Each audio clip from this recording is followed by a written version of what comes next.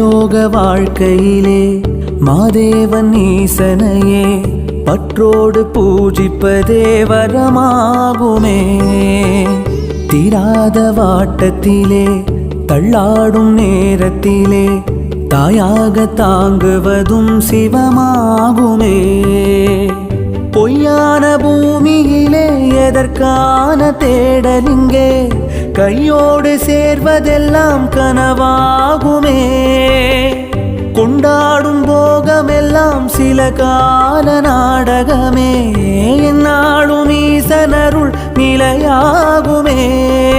இனி என்ன வேண்டும் சிவமயம் போதுமே.